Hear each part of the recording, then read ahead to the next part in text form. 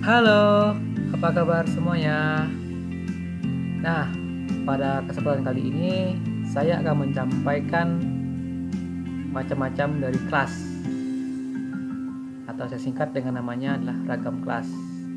Jadi kita akan lihat bagaimana contoh penggunaan kelas yang tentunya model ini hanya ada di dalam teknik PBO ataupun teknik program pengerti objek. Nah, ini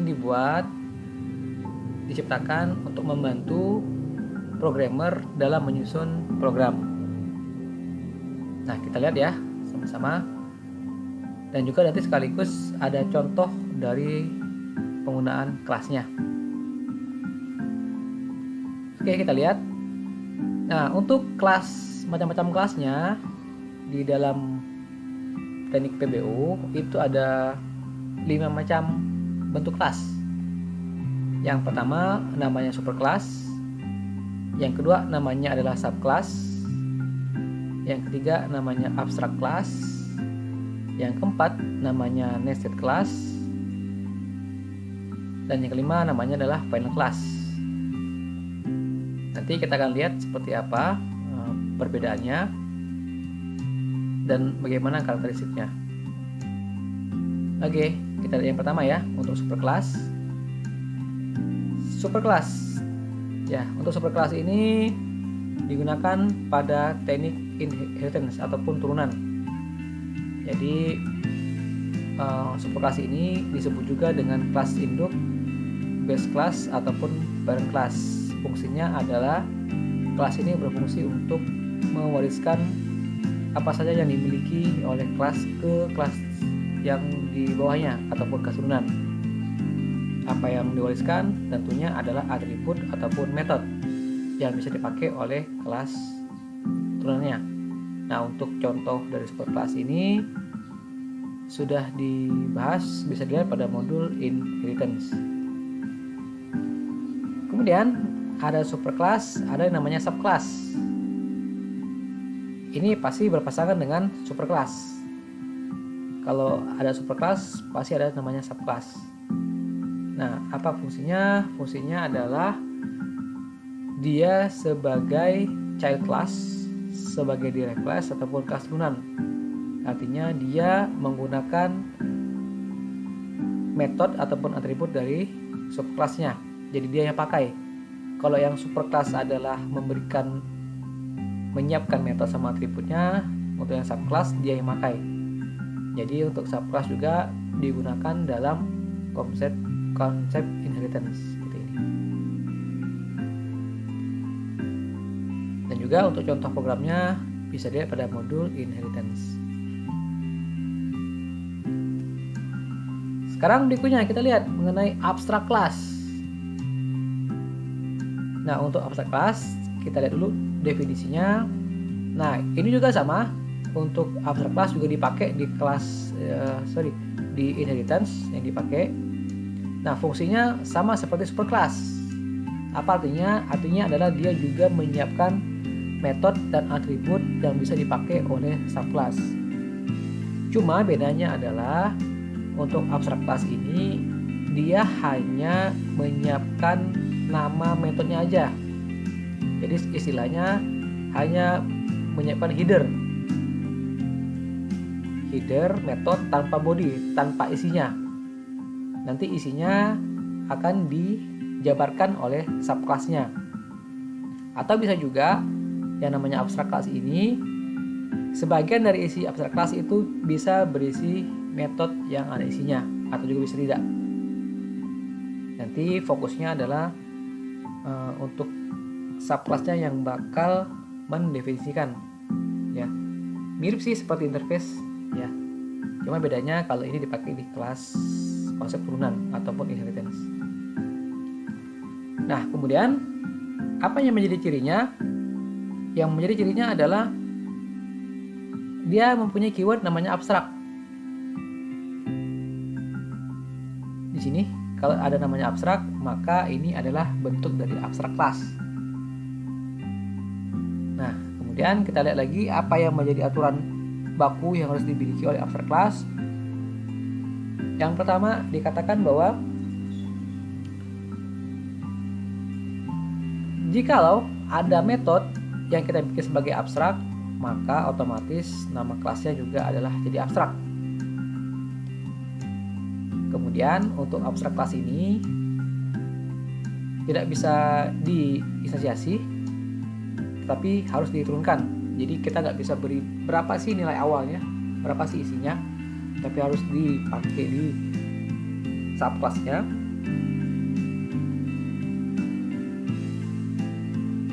Kemudian ciri dari subclass adalah sebuah kelas ini dapat didefinisikan sebagai abstrak kelas walaupun di dalamnya ada juga metode yang nggak pakai abstrak. Jadi dia nggak punya body.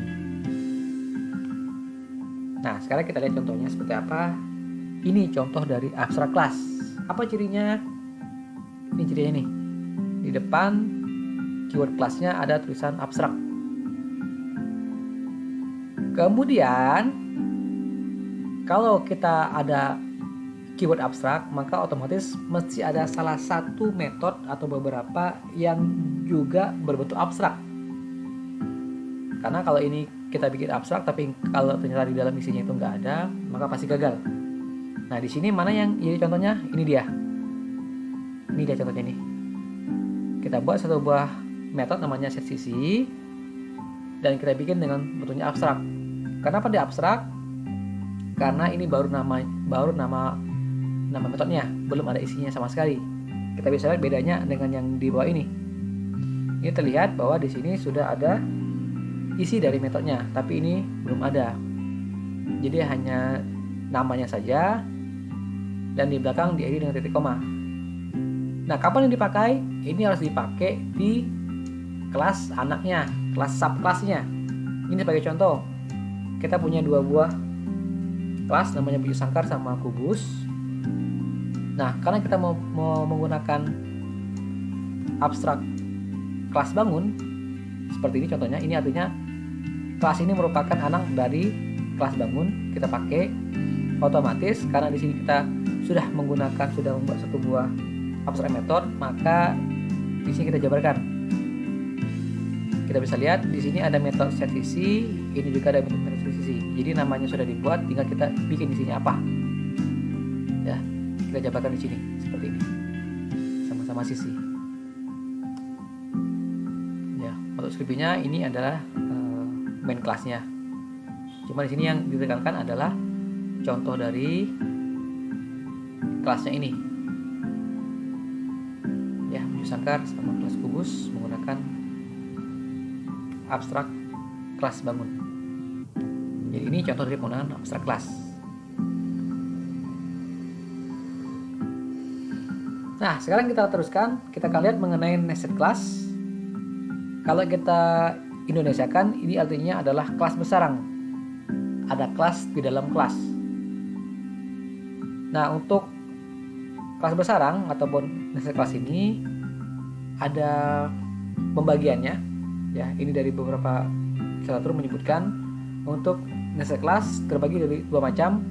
Yang pertama namanya static nested class, yang kedua namanya non-static nested class ataupun inner class.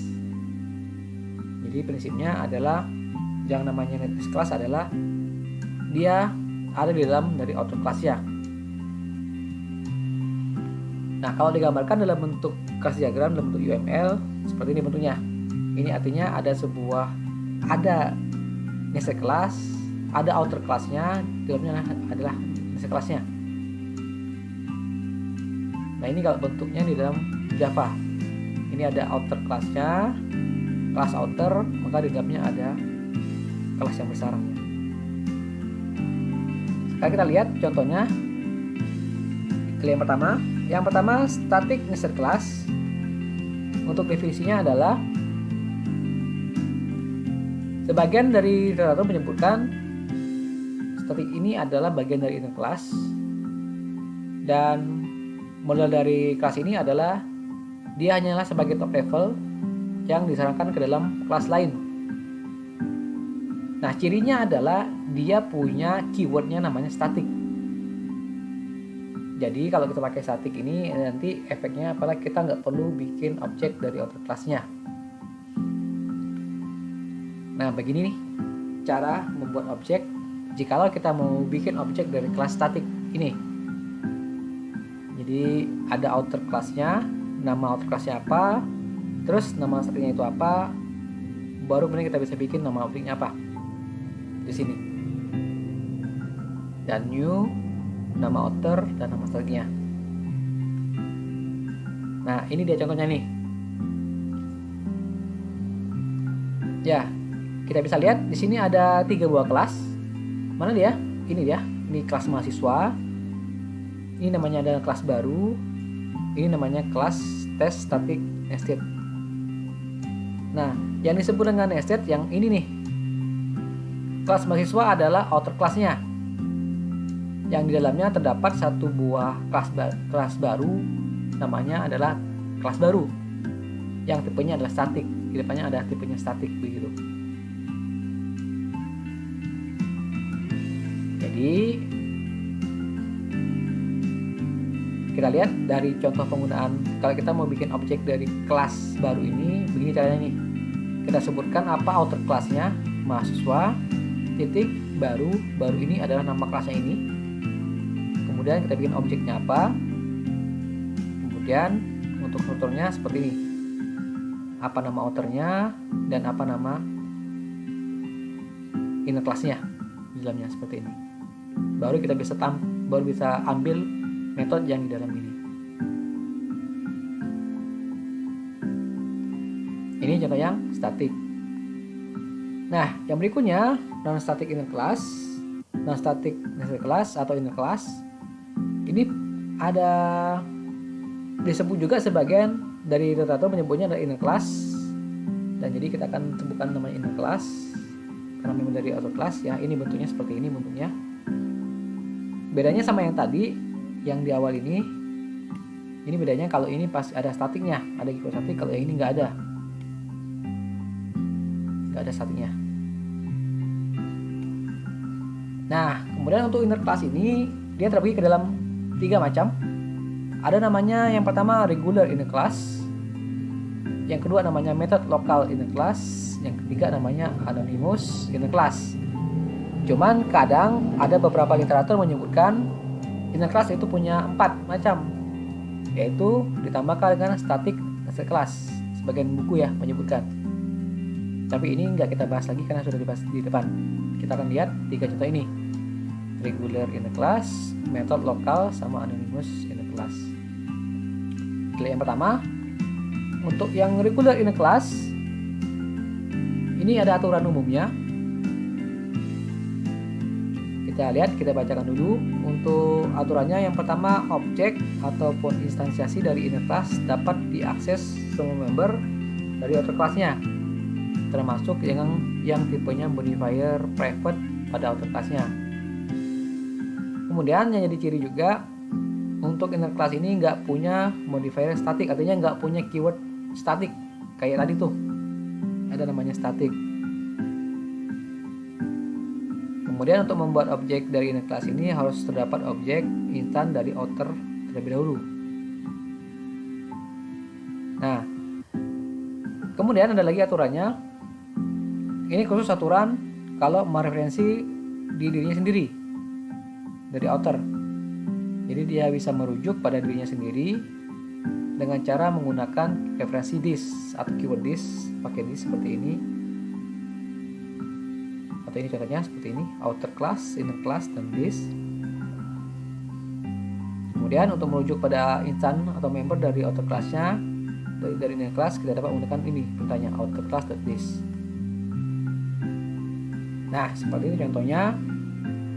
Untuk bikin objek itu bisa dari outer class-nya, dari dalamnya sendiri. Ini outer class-nya ya, dari dalam sendiri ataupun dari luar. Nah, untuk dari dalam bentuknya seperti ini. Kita cukup sebutkan apa inner class-nya, tidak perlu tambahan member yang lain. Ini sebagai contoh, kita buat dari bentuknya, kita buat di dalam sebuah metode, manggilnya seperti ini. Ini kalau dari dalam outer class-nya. Sedangkan untuk dari luar outer class ini agak sedikit panjang, ada 2 baris perintah. Yang pertama kita perlu sebutkan dulu apa objek dari outer class-nya. Kita bikin dulu objek dari outer class-nya, baru kemudian kita bisa bikin objek untuk yang innernya dengan cara menyebutkan nama objek dari outer class-nya. Nah, sekarang kita lihat ya contohnya di program seperti contohnya. Ini contoh dari regular inner class. Kita bisa lihat di sini ada 3 buah kelas, yaitu kelas mahasiswa, kelas baru, dan juga ada kelas test regular inner. Jadi kelas mahasiswa ini adalah outer class-nya, kelas baru ini adalah regular inner class-nya, tipenya, yang ini adalah kelas utamanya. Nah, jikalau kita mau menggunakan metode dari kelas baru ini, jika kita mau menggunakan di dalam kelas outernya, maka kita perlu bikin objek langsung seperti ini, baru, dalam metodenya ya, dalam metode kenalan kita buat namanya baru, kemudian kita bisa ambil isinya. Jadi B tampil artinya objek dari kelas baru mengambil metode tampil, yang ini diambil. Ini kalau di dalam outer class-nya. Nah, kalau di luar dari outer class-nya seperti ini. Ini ada 2 baris yang harus kita buat. Ada dua baris perintah. Yang pertama kita perlu bikin objek dari kelas dari outer class-nya. Kemudian kita baru bisa bikin objek dari inner class-nya. Ini contohnya ini. Berarti kita lihat ini untuk yang bikin objek dari outer class ini sama seperti yang normal biasanya. Tapi begitu bikin yang objek untuk di inner class-nya, kita perlu sebutkan outer class, inner class, dan apa nama objeknya, dan juga untuk konstruktornya kita harus sebutkan objek dari outer class-nya, yaitu MHS seperti ini. Ini harus sama. Jadi ini sama ini harus sama nih. Baru bisa dipanggil, baru bisa diambil. Jadi untuk objeknya bisa ngambil yang ini, dan ini baru bisa ngambil yang ini. Kadang diperlukan seperti ini untuk berbagai karakteristik dari sebuah program. Kemudian yang kedua kita lihat ada namanya method local inner class. Dari namanya ini artinya adalah kita akan membuat sebuah kelas dalam sebuah metode. Jadi kelasnya masuk ke sebuah metode.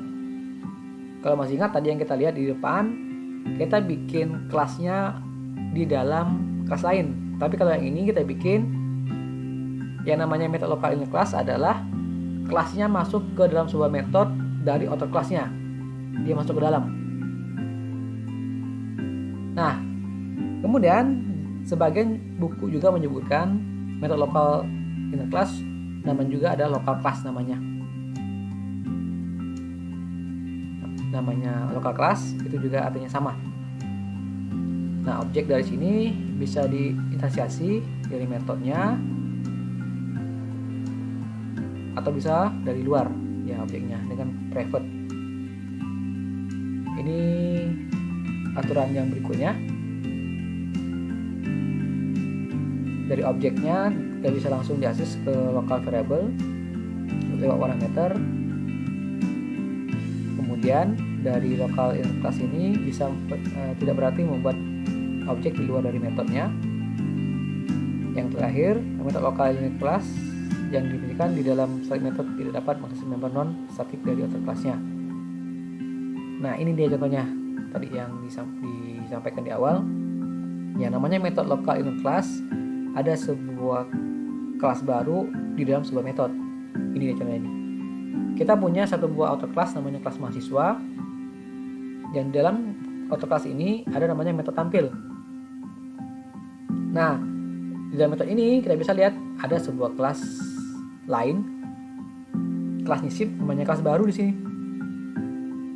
Dia masuk ke dalam metode tampilnya ini. Jadi begini cara membuatnya. Jadi kalau yang ketemu dengan bentuk seperti ini adalah jenisnya adalah metode local inner class. Isinya bisa kita panggil langsung dari outer class-nya menggunakan perintah ini. Ya, kita bikin objek dari kelas ini baru kita ambil. Ini yang untuk method lokal inner class. Nah, sekarang untuk yang anonymous inner class, dari definisinya yang namanya inner class adalah sebuah yang namanya anonymous adalah inner class yang dibuat tanpa nama kelas. Nah, penerapannya adalah anonymous ini bisa menjadi subclass atau bisa menjadi interface.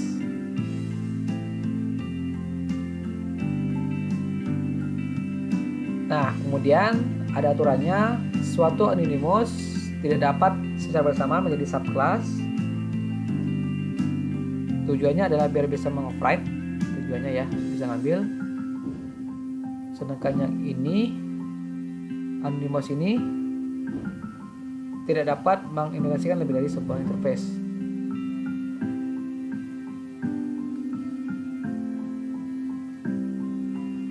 Nah, sekarang kita lihat contohnya langsung seperti ini. Yang mana sih yang namanya anonymous? Ini dia. Ini kelas pertama. Ada kelas namanya kelas mahasiswa. Terus kita punya kelas yang kedua, namanya ini adalah kelas utamanya. Nah, yang namanya anonymous yang ini nih. Jadi dia meminjam nama kelas lain. Jadi dia meminjam nama kelas mahasiswa ya, anonymous, jadi nggak ketahuan.